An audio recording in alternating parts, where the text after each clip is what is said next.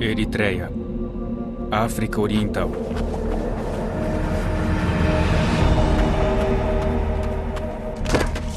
Disseram-lhe que renunciasse a ser um cristão evangélico. E ele respondeu que não faria isso. Disseram-lhe, não volte mais a orar. Ele apenas olhou para eles. Como deixar de orar? Disseram-lhe que haveria problemas se ele continuasse a falar de Jesus para os prisioneiros. Disseram-lhe que seria torturado se insistisse em ler os trechos da Bíblia contrabandeados na prisão. Disseram-lhe que o livro era a causa de todos os seus problemas. Disseram-lhe, desista! Desista, pois é perigoso.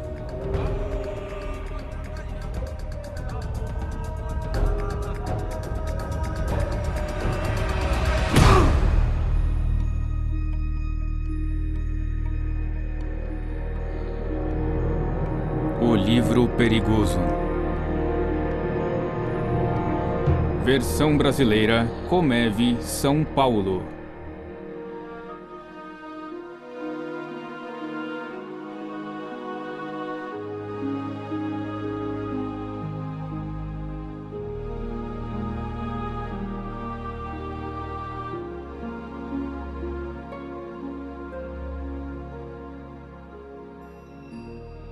Não parece tão perigoso. Mas Isaac, o prisioneiro que acabamos de ver, discordaria. E não apenas ele, mas milhares em seu país, Eritreia, como milhares no mundo afora, afirmam que este livro é um perigo muito grande. Para esses cristãos, o que vocês verão agora seria considerado um milagre. Observem.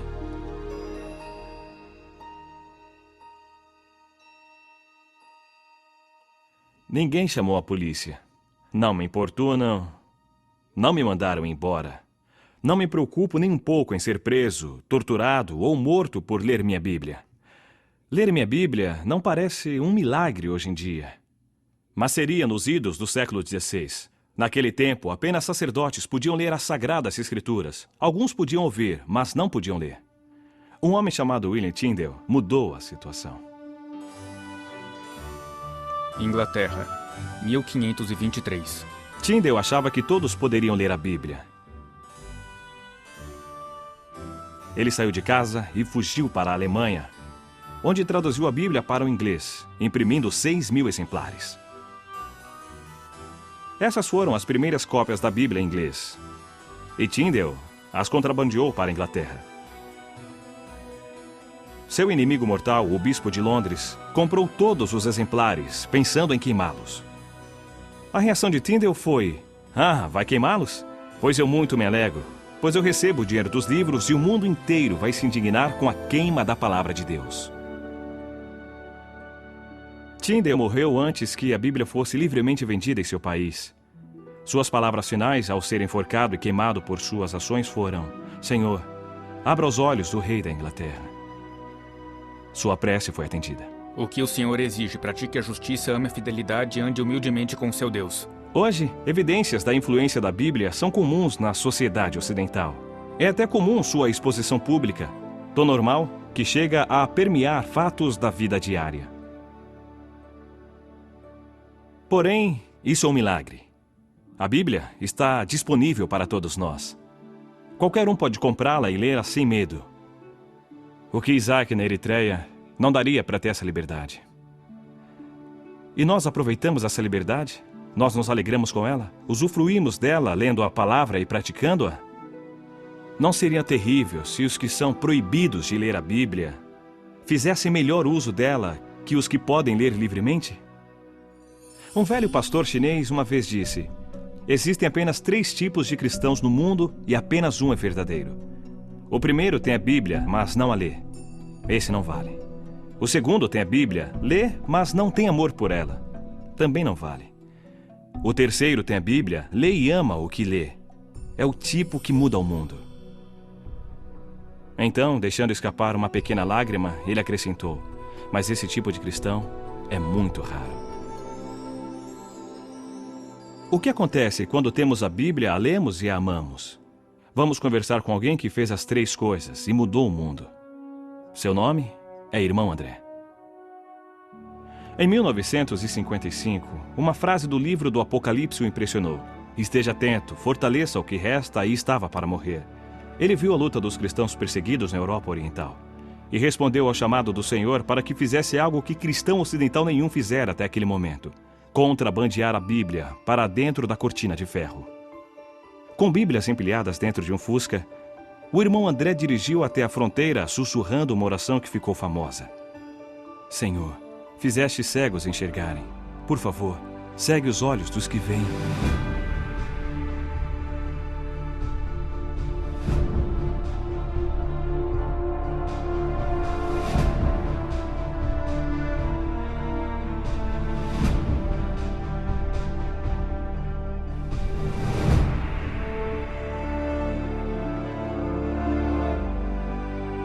Deus respondeu à sua oração. E o irmão André ficou conhecido em todo o mundo como o contrabandista de Deus. Irmão André, os governantes ainda acham que a Bíblia é um livro subversivo e perigoso. E por que eles têm tanto medo da Bíblia? Porque a Bíblia nos faz novas pessoas. Qualquer sistema no poder, religioso ou político, teme a hora em que Deus entra na vida de alguém, porque agora ela serve a um novo rei. O apóstolo Pedro disse em Atos que devemos obedecer antes a Deus e depois aos homens. De repente, quem está no poder perde o controle sobre o homem que leu o livro. Nós, por meio desse livro, nos tornamos um povo de opinião, povo de convicções tão fortes que nada as abala, mas sempre baseadas no amor, na compaixão e sempre sob o comando direto do Senhor. E quanto aos cristãos que não vivem sob regimes totalitários? Há sentido em dizer que a Bíblia é um livro perigoso, mesmo vivendo numa sociedade livre? Sim, e essa é a razão dos ataques contra nós cristãos porque lemos a Bíblia. O método é diferente, o efeito é o mesmo. Somos muito ocupados para ler toda a Bíblia. Nós seguimos alguns trechos, passagens selecionadas, versículos. Devemos nos tornar pessoas segundo a Bíblia, ler o livro inteiro, toda a obra, pelo menos uma vez ao ano. Se é demais, você é preguiçoso.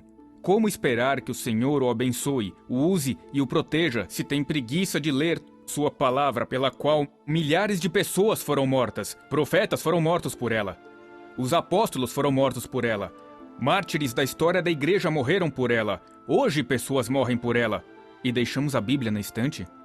Há uma história de uma família na Holanda, onde eu morei. Um pequeno garoto encontrou a Bíblia da família coberta de pó. Levou-a para a mãe e perguntou: "Mãe, esse é o livro de Deus?" A mãe olhou o livro e disse: "Claro que é o livro de Deus." E ele falou: "Por que não o devolvemos, já que não usamos?" Há pessoas que desejarão percorrer o caminho que você trilhou. Então, dê-lhes um ponto de partida pelo qual poderão começar a viver segundo a Bíblia. Qual seria este ponto? Uma das minhas orações ainda é: Deus, faz-me verdadeiro. Eu aconselho que, ao ler a palavra, diga: Senhor, fale comigo, e o que me disseres, eu farei. E surgirá uma nova vida de aventura que o espantará. Deus o provará. Se Deus não o provar, me surpreenderei. Se você nunca for atacado pelo diabo, me surpreenderei. Mas como? Eu não sou digno de um ataque? Você pede por problemas quando segue a Jesus radicalmente. Mas nos problemas diga aleluia, eu estou no caminho certo. Siga o livro, siga. Siga o livro. Isso mudará a sua vida. E é aí que surge o perigo. É quando precisamos que a igreja perseguida nos mostre o caminho. Durante a Guerra Fria, eu conheci um fazendeiro da Tchecoslováquia que jamais havia visto uma Bíblia. Ele pregou por 20 anos baseado em 10 capítulos de Atos e em 4 de 1 Timóteo, copiados à mão por sua mãe. Aquelas poucas páginas eram tudo o que ele conhecia da Bíblia. Quando lhe dei uma Bíblia inteira pela primeira vez em sua vida, ele ficou chocado.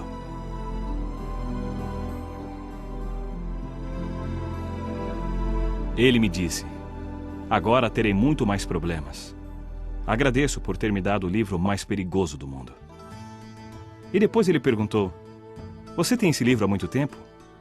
Diga-me, que belos problemas ele lhe causou. Que pergunta! Foi direto ao meu coração.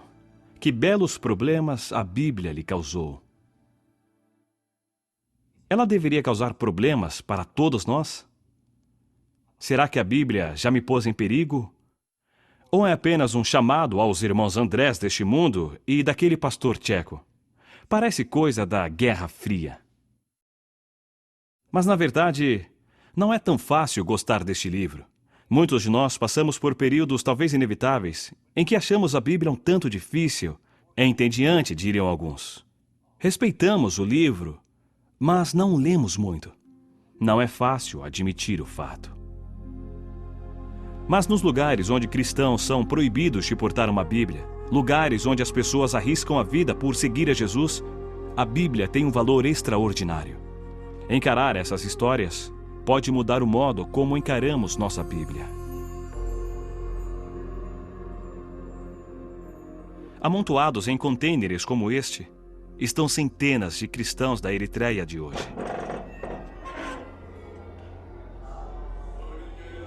Que atos terríveis terão cometido para morrerem assim cozidos em fornos de metal? Sem julgamento, sem alimento ou água, são punidos pelo crime de serem cristãos e agirem como cristãos, orando, reunindo-se e lendo as suas Bíblias. Meu irmão Gideão sabe disso muito bem.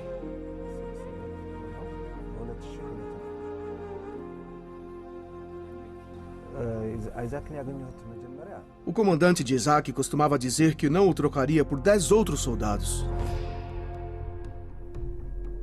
Ele era um matador implacável, inteligente e valente. Isaac também gostava de se divertir com bebidas e muitas mulheres.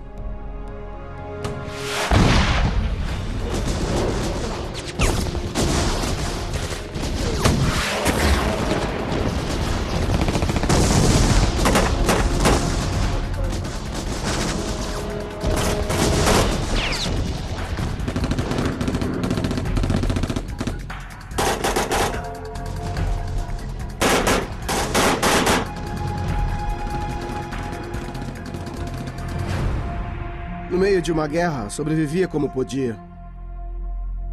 Ele não respeitava os oficiais, que eram condescendentes, pois queriam que ele lutasse.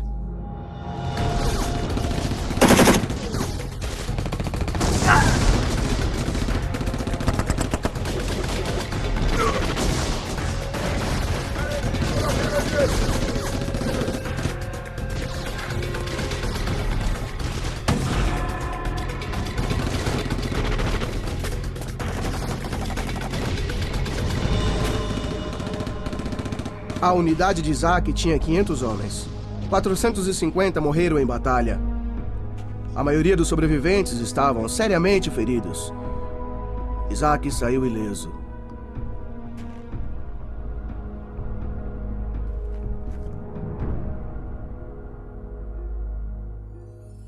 Dois soldados cristãos aproximaram e disseram: "Você foi poupado por um propósito. Deus deve ter planos para você, ou você também estaria morto." Isaac abriu seu coração e decidiu seguir a Jesus.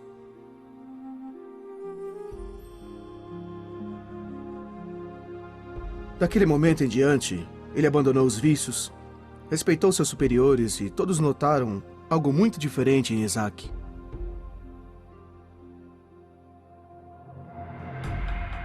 O comandante também reparou e ficou furioso. Disse a Isaac: "Você perdeu o instinto assassino. Preferia você insubordinado e bruto, em vez de cristão. Você poderia ser um grande soldado."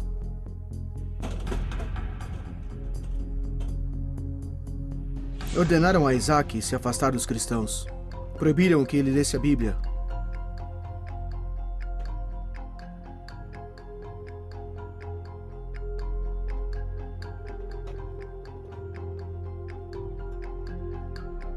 Quando os cristãos lhe deram uma Bíblia, disseram: "Não apenas leia, Devore a palavra de Deus.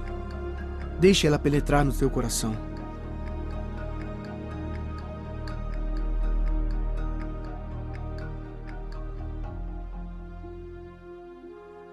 Isaac tinha cuidado para que ninguém o visse lendo a Bíblia.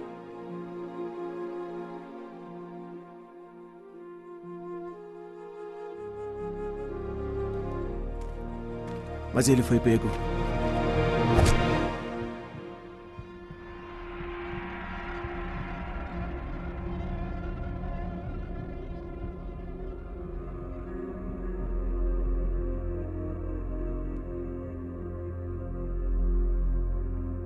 Após dias sob o sol, perguntaram a Isaac se deixaria de ler a Bíblia. E ele disse: "Não, eu não posso."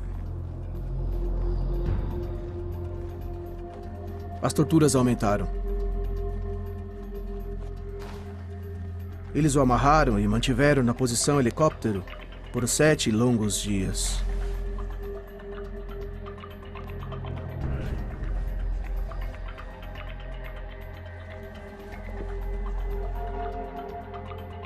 O comandante perguntou então se ele desistiria de ler o livro. Mesmo assim, Isaac não concordou em deixar de ler a Bíblia.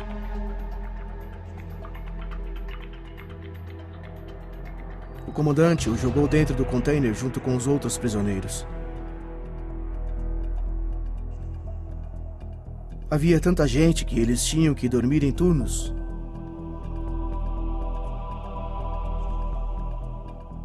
Durante o dia, o calor era terrível.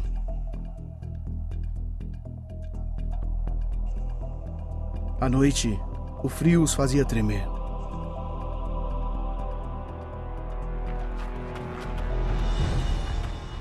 Propuseram a Isaac um fim para o sofrimento e uma promoção militar.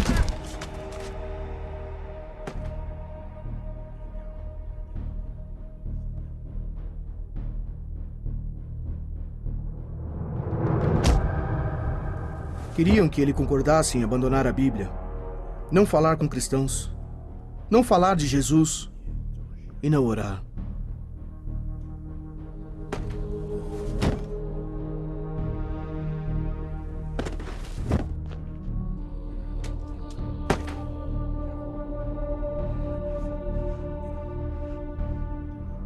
Por 9 longos meses, Isaac não assinou, não cedeu, ele resistiu.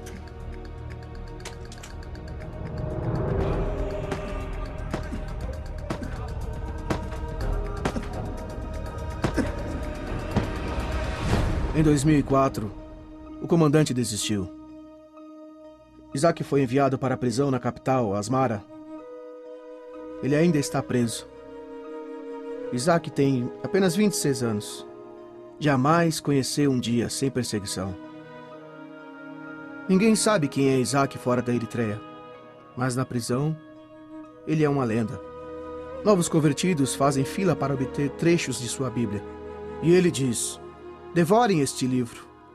Ele trará problemas a vocês, mas vale a pena."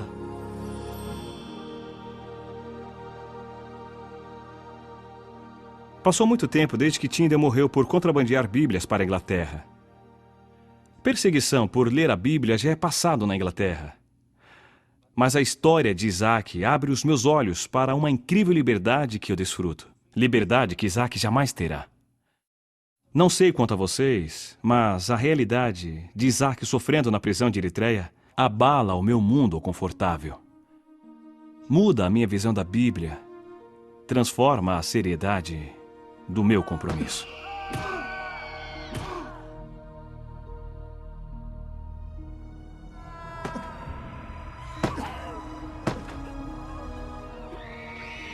Há sofrimentos nessas páginas. Sangue foi derramado e é derramado para que cristãos possam ler este livro. Lembrar-me disso muda tudo. Este é meu pacto de Isaac. Isaac manteve-se firme e jamais assinou um papel dizendo que não leria mais a Bíblia. Eu me comprometo a ler a minha Bíblia de outro jeito. Primeiro, eu me alegrarei com a liberdade que tenho de abrir esse livro e lê-lo sem medo. Não vou mais subestimar isso. Lutarei para manter essa liberdade e por justiça para aqueles que, como Isaac, não têm a liberdade que eu tenho. Segundo, vou me lembrar dos que foram perseguidos no passado, pessoas como Tyndale, que deram sangue para pôr este livro em minhas mãos. Todo o país ocidental tem um Tyndale em seu passado. Lembrarei de orar por cristãos perseguidos que nesse momento arriscam suas vidas para oferecer a palavra de Deus aos seus compatriotas. Terceiro, eu serei radical em meu compromisso de ler e obedecer este livro. O irmão André disse, examine o livro e deixe que o livro examine você. Siga o livro. Lute pela justiça, ame a misericórdia, sirva a Deus. Talvez eu encontre problemas, o melhor tipo de problema. Problemas pela causa de Cristo. Nunca mais verei este livro da mesma maneira. Ele é perigoso? Depende. É seguro sobre a mesa ou numa prateleira. Mas quando abro e leio, sou desafiado. Devo ser sincero comigo mesmo em minhas intenções. Deus pergunta, você seguirá o meu livro? E se eu disser, sim, serei mudado. E isso é perigoso. É uma transformação na vida. E quanto mais eu ler, mais o Senhor me pedirá para segui-lo. E mais problemas eu terei. Mas ao longo do caminho, haverá muita alegria por confiar a própria vida nas mãos de Deus. Que lição poderosa mostrou Isaac, preso por causa de Jesus Cristo na distante Eritreia. Sigam o livro. Sigam o livro perigoso.